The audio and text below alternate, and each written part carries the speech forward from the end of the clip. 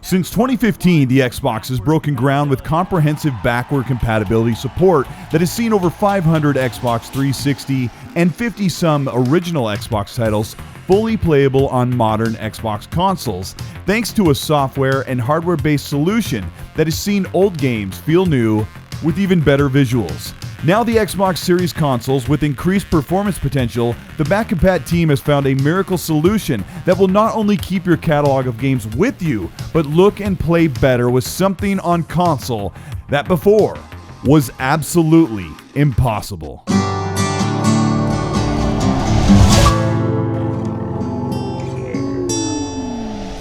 This is Colt Eastwood. Welcome to the channel. This is an Xbox-centric gaming news and tech channel, and last week Xbox reached out to me with access to a few games and an interview with Xbox's hardware lead for the Xbox Series S and X. In this interview, Jason Ronald will reveal a new feature only available on Xbox. If you end up enjoying this video, show your support by liking and subscribing to the channel, change your player to 4K 60 or at least 260 FPS mode, and let's see what Xbox has in store for us.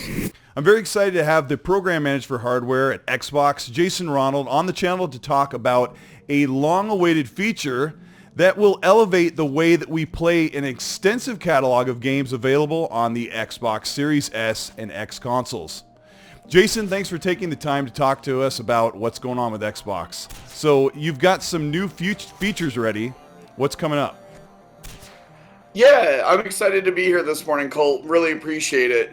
So, as you mentioned, we've really shown our commitment to backwards compatibility since 2015 when we really announced the backwards compatibility program. And, we're really proud of all the work that we've done, bringing more than 500 Xbox 360 games to the Xbox One, and then reaching even deeper into the archives to pull some of the original Xbox games and allow people to play those. And as you know, as we've talked before, when these games play on an Xbox Series X and Series S, they run with the full CPU, GPU, and memory performance and the Xbox Velocity architecture to make sure that you're running them at their peak mode. But, as we were testing these games and we're really kind of looking at how they were performing, we determined that we could actually run them even better than you've ever seen them before. So back in October, we released a blog post showing some of the investigations we were doing, looking at doubling the frame rates of existing titles. And this week, we're excited to release the first batch of titles that take advantage of this new technique that we're calling FPS Boost. FPS Boost, okay.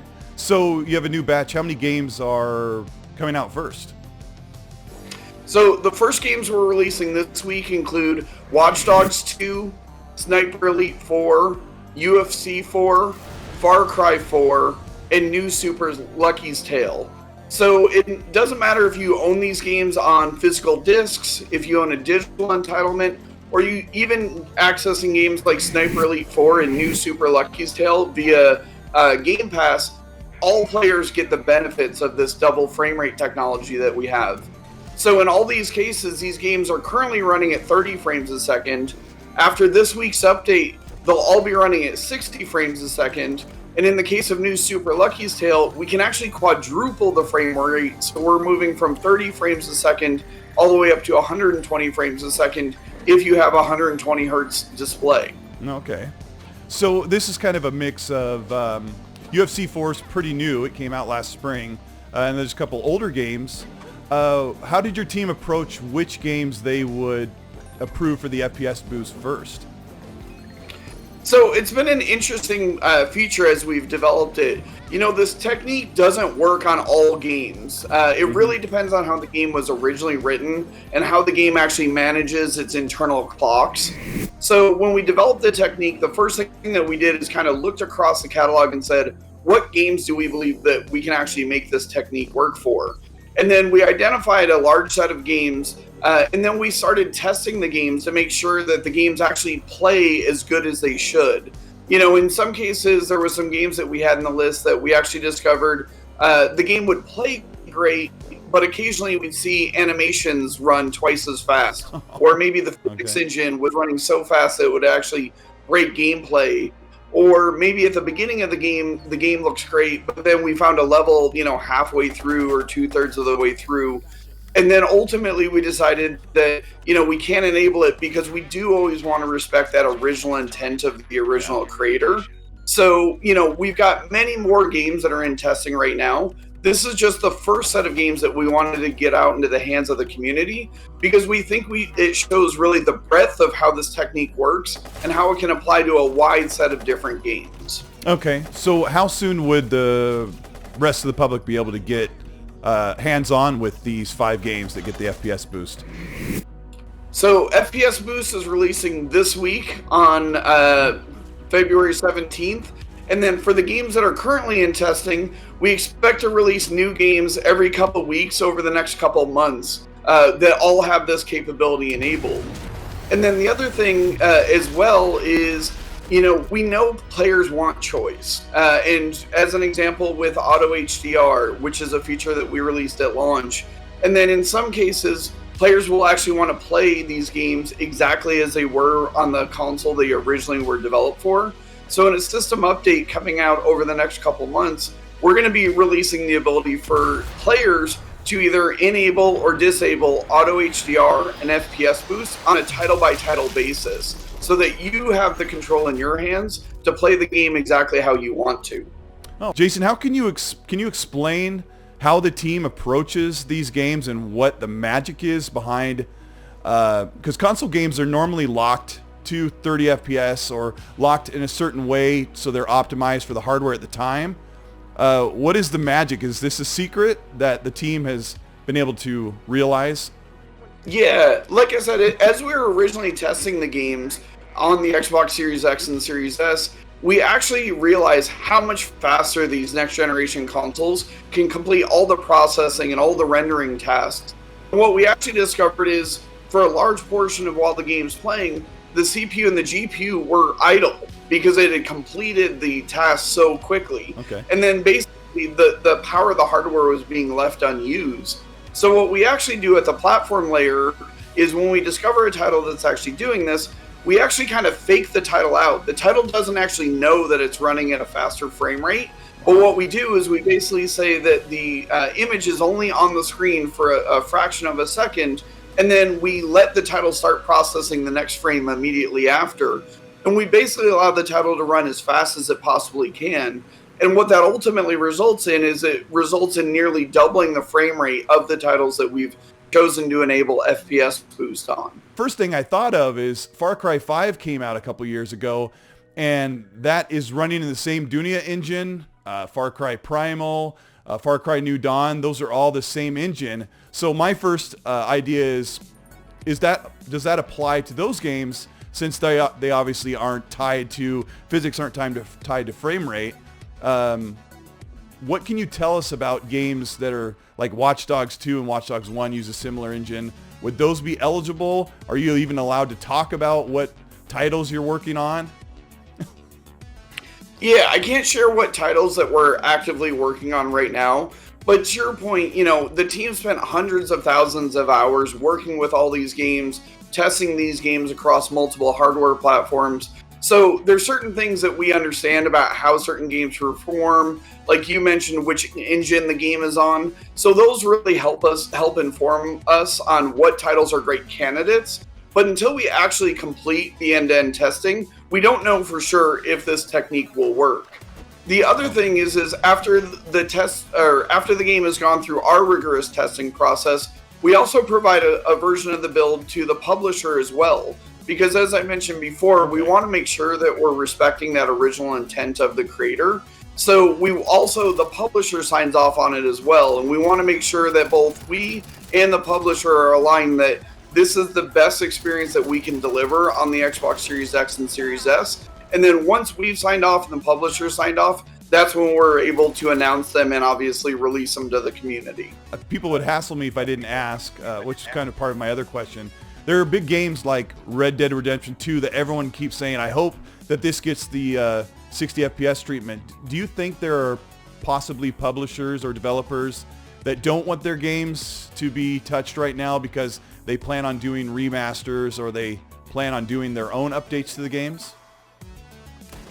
That's actually why we talk to the publisher, and that's why we provide the build to the publishers, because we're doing this all with no extra development work by the actual developer themselves. So in some cases, the developer actually has more flexibility and more control if they choose to go back and, say, update the title, or they may have plans for the franchise. So, it's really a collaboration between us and the publisher. So some of the games, we listen to the community, we hear the passion from the community, we know what games that the community would like to see. In some cases, just due to the way that the technique was developed, we're not going to be able to enable all of those titles. But in other cases, the developer, the publisher, actually has plans for the franchise, and they'll release their own updates to be optimized for Series X and Series S. One of the first things that struck me playing these, I can tell that they're still in the same resolution, the native resolution they were on the Xbox One. So there's a couple of questions that I have that were pretty obvious to me. Some people are familiar with the Hochi method on the Xbox One X, where you could get increased resolution and texture filtering through the back compat process. Is this FPS boost eligible to use in concert with the Hochi method?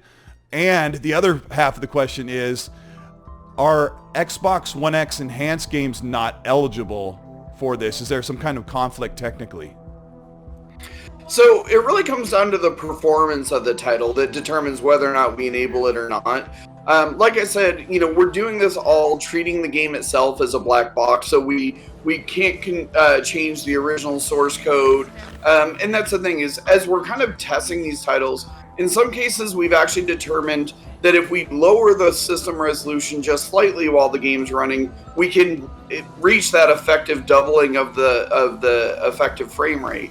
So, that's a great example of why we enable this to be in the player's choice, because some players will choose to prefer resolution over frame rate, and other players will choose frame rate over resolution.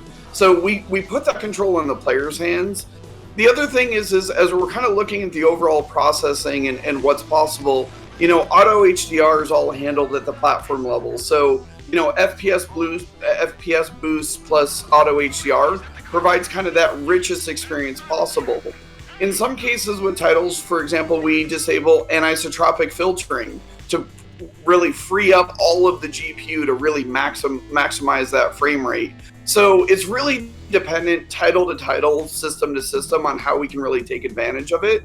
In some cases, the games are already running at 60 frames a second on the Xbox Series X. So in some cases, we're going to FPS boost the version on the Series S. So Series S players get the exact same great frame rate benefits that a Series X player takes advantage of. So it really depends on the title and what we learn as we're going through the process of testing the title. So an Xbox One X enhanced game isn't out of the question? Absolutely. We have a number of titles that are fully taking advantage of this, and we have a number of titles that are actively in testing right now. Okay. So you announced this in October. You showed Fallout 4, which looks like it's going to be great because that's a big open world game, and open world at 60 FPS wasn't really very common on the Xbox One generation of consoles. Working from home, has this delayed this feature? Did you have this planned for launch? So we've been working really hard on this feature for quite some time. Our focus for launch was making sure that all of the games that played on Xbox One were available on Series X and Series S on day one. Since launch, the teams continue to be working really hard. And, like you said, with a game like Fallout, a game that large just takes a really long time to test. So, right. It's really about, how quickly can we get through these titles? How quickly can we validate that this is a great experience? And then, like I said, we have many more titles in testing that we'll be releasing over the coming weeks and months. Is there a priority for first-party titles? I know Xbox has a ton of really great games like Rise Son of Rome, Quantum Break, the Forza Horizon 2 and 3 games. Gears Ultimate looks really great but runs at 30. Does the team put priority on first-party titles, or are you kind of trying to gauge what is popular with what people would want? Yeah, we really based our decision on which games do we believe the technique will work on, and then it's really about what games the players are currently playing or that are most requested from the community. That really sets our priorities. And then, that's what's really key to everything that we do across Xbox, but especially in the back compat program, is just really listening to the fans and listening to the community. We know that people love these games, that they have memories of these games. Maybe, it's been a couple of years since you've played it and you just want to pick it up. And now that we're on the next generation of hardware, we want to make sure that we're providing that best-in-class gameplay experience. So it's really about whether or not we can make the technique work, and then it's really what games people are playing and are most requested. Do you have a feedback page like you did for Back and Pat in 2015 and 2016? We don't currently have a feedback page. We're looking at possibly adding one or creating one again. For now, the best way is we all follow social media, whether it's Twitter or Reddit or various forums, and everybody on the team really listens to the community. So those are the best places to kind of put your requests out there. We see them all, and that definitely influences our priorities. Okay. Well, thank you, Jason. That sounds really cool. I can't wait to hear everyone's response when they get to play these games at 60 FPS and more. And it's a really cool feature. And thank you so much. I really appreciate it. Absolutely. And thank you very much for having me on, and thank you for everything that you do for the community. And I'll just say from the team, we're really excited about how launch has gone, but we're also just getting started. So we're really excited about the work coming later this year and beyond. This is Colt Eastwood. Thank you for watching. This was a long video, but everything Jason said here was pretty important and a cool insight into what the team is doing behind the scenes. I was his first interview for the day, and they've been waiting a long time to reveal this update after hundreds of hours of testing these games with the new tech. This is something that is not available on any other console. It is a proprietary software technique that Xbox created, and even on the PS5, due to their back compat being strictly hardware based, this boost is not possible on the PS5. Nearly all of the Xbox One era games will look and play better on Xbox, which is important because the Xbox 360 and Xbox One era had some of the most memorable and big defining games, and with modern tech they will live on and feel more current the way we remember them when they were brand new. I'm disappointed in the offering at first. Far Cry 4 is a very old game. It's good and it feels incredible at 60 FPS, but I'm waiting for the update patch for Far Cry 5. Watch Dogs 2 is not one of my favorite Ubisoft games, but playing it at 60 sure helps it feel better. Sniper Elite 4 is one of the least pleasant looking games, with massive aliasing at the sub 1080p resolution, but just getting rid of that flip book, film strip look and feel of 30 FPS cannot be understated. And all these updates will be free, and Jason said they'll roll out more upgrades every couple of weeks. So the news should be really fun to watch as games get announced. If you enjoyed this interview and watching me pretend to be a journalist on camera, hit the like and subscribe to the channel, hit the bell to be notified of new content. I create videos every week. If you want to further support the channel, you can do that by joining the channel members with their own custom emoji badges and get early access to videos a day before they go up. Patreons have the same benefits as well as monthly giveaways and merch and games. Thanks to all of those supporters that message me after watching the videos early. But what do you think of this feature? Do you go back and play games when they get updated?